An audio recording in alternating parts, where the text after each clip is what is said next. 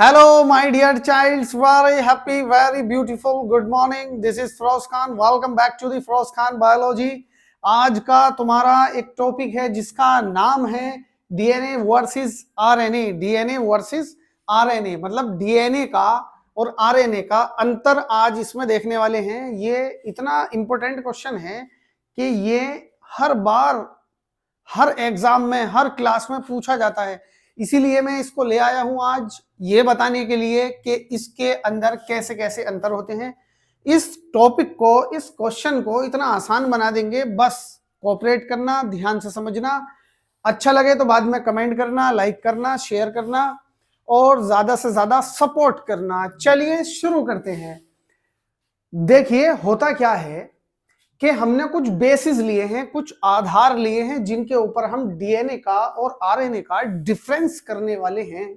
तो वो आधार कुछ इस तरीके से हैं कि स्ट्रैंड क्या है, कैसा है, nitrogenous base, sugar, stability, location, type, process and बेटा 4।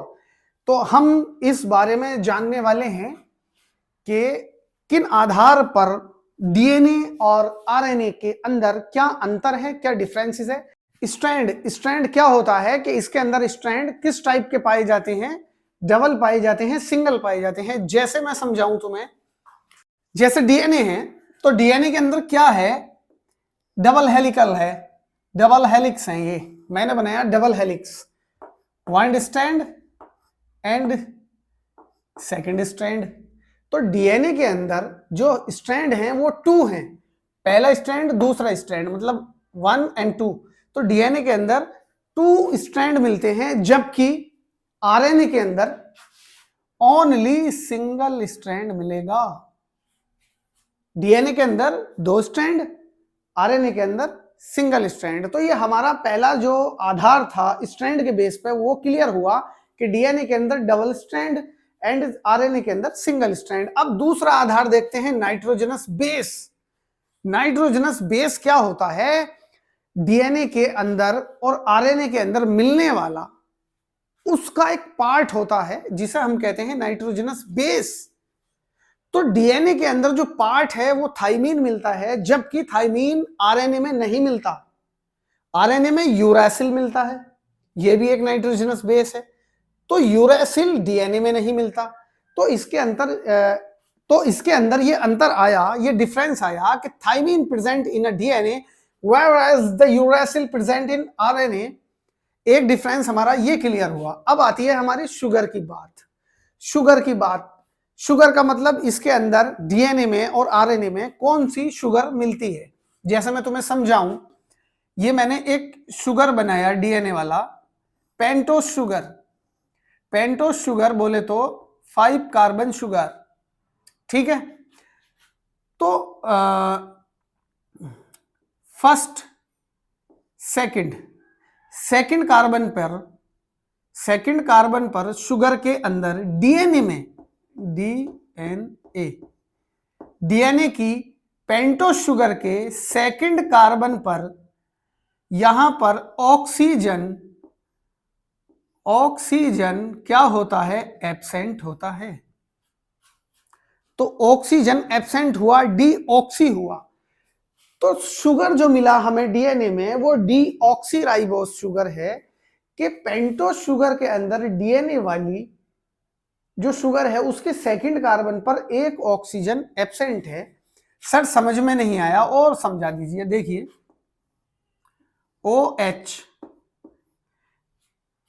OH है।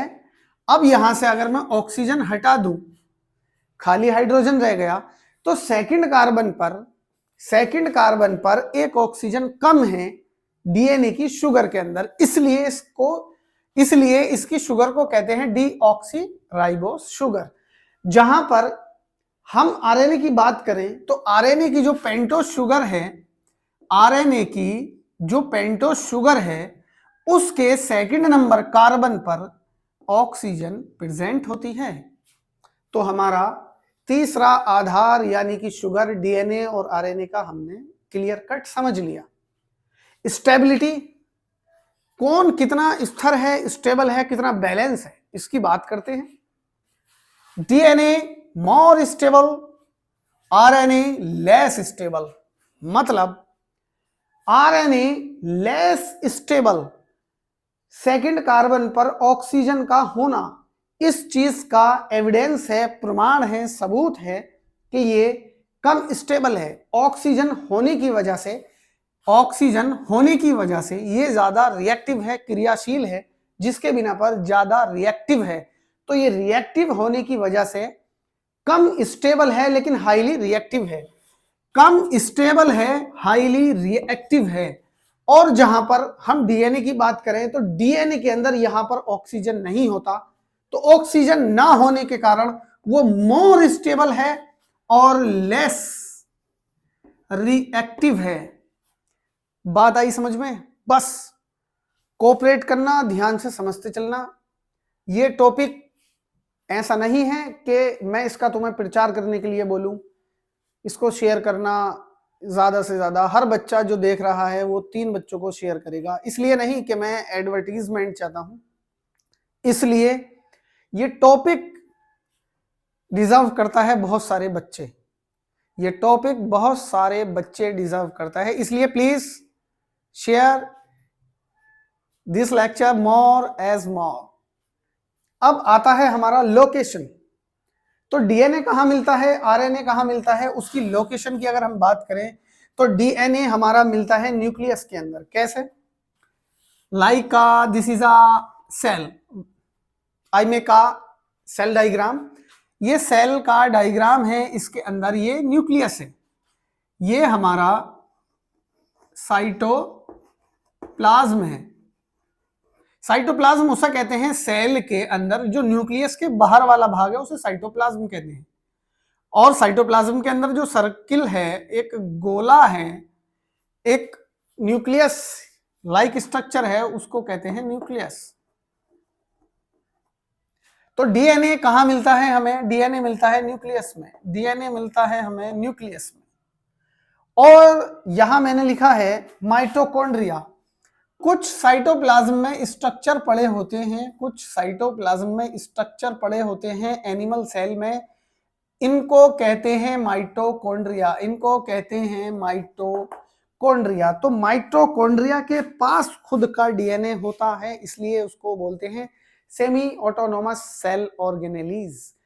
तो डीएनए हमारा न्यूक्लियस में और हमारा माइटोकॉन्ड्रिया में मिलता है। तो डीएनए की प्रेजेंस, उसकी लोकेशन 2 जगह पाई गई, माइटोकॉन्ड्रिया एंड न्यूक्लियस। अगर हम आरएनए की बात करें कि आरएनए कहां मिलता है, तो आरएनए बनता तो हमारा न्यूक्लियस में है, बनता तो हमारा न्यूक्लियस में है, लेकिन वो बनने के बाद मूव कर जाता है साइटोप्लाज्म में, साइटोप्लाज्म में आ जाता है। तो हमारा आरएनए न्यूक्लियस में बनता है और आ जाता है रिएक्शन के लिए साइटोप्लाज्म में लेकिन डीएनए हमेशा न्यूक्लियस में और माइटोकॉन्ड्रिया में मिलेगा, एनिमल सेल में। अगर हम इसके टाइप की बात करें कि डीएनए का क्या टाइप होता है, तो न्यूक्लियस में मिलने वाला डीएनए न्यूक्लियर डीएनए, माइटोकॉन्ड्रिया में मिलने वाला डीएनए माइटोकॉन्ड्रियल डीएनए। और हम आरएनए की बात करें कि आरएनए की कितने फॉर्म्स हैं, कितने रूप हैं, तो आरएनए के 3 रूप मैं यहां तुम्हें बताने वाला हूं। जैसे आरएनए का एक रूप है एमआरएनए, मैंने ये सिंगल स्ट्रैंड तुम्हें वहां बताया था, यहां बना दिया एमआरएनए। एमआरएनए ये सिंगल स्ट्रैंड है जो ड्राइव हुआ था हमारे डीएनए से।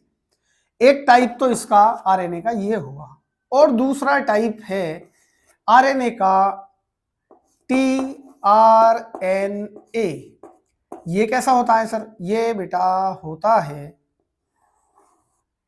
इस तरह से, ये डायग्राम बनाया मैंने टीआरएनए का, और एक बनाते हैं लास्ट टाइप इसका आरआरएनए। आरआरएनए ये होता है इस टाइप का, ये राइबोसोमल आरएनए होता है। आरएनए की फुल फॉर्म है राइबोसोमल राइबोन्यूक्लिक एसिड। तो ये राइबोसोमल आरएनए है, इसकी 2 यूनिट हैं, smaller one and larger one, ठीक है। तो डीएनए के अंदर ये डिफरेंस है, कि वो केवल हमारा डबल स्ट्रैंडेड न्यूक्लियस में मिलेगा। उसके दो टाइप मिलेंगे, न्यूक्लियर डीएनए और माइटोकॉन्ड्रियल डीएनए, जहां की आरएनए के हमारे तीन टाइप हैं, एमआरएनए, टीआरएनए, आरआरएनए। इसके ये तीन रूप हैं।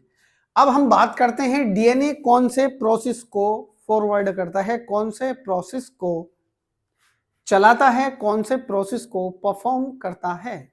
तो देखिए, डीएनए प्रोसेस को परफॉर्म करता है जिसका नाम है ट्रांसक्रिप्शन, जहां की आरएनए परफॉर्म करता है एक प्रोसेस जिसका नाम है ट्रांसलेशन। तो ट्रांसक्रिप्शन और ट्रांसलेशन समझ लेते हैं क्या होता है। जैसे डीएनए से बना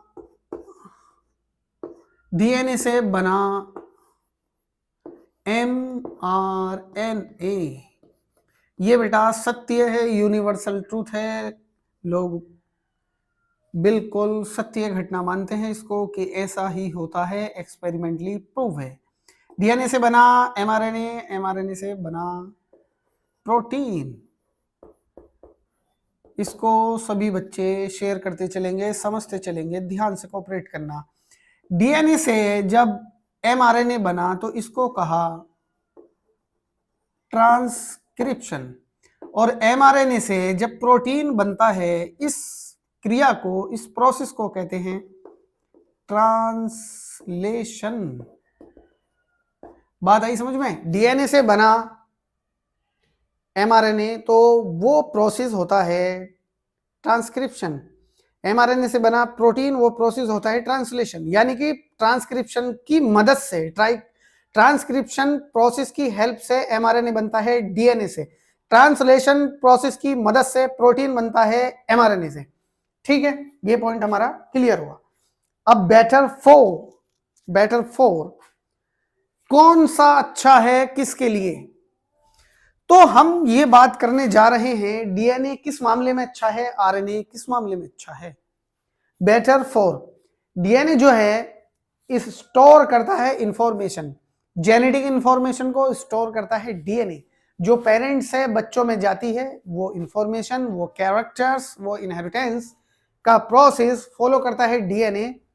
और डीएनए जो है इंफॉर्मेशन को स्टोर करता है, तो इंफॉर्मेशन स्टोर करने के लिए डीएनए बेटर है, इंफॉर्मेशन स्टोर करने के लिए डीएनए बेटर है। और आरएनए जो बेटर है वो ट्रांसमिशन ऑफ इंफॉर्मेशन, ये डीएनए है।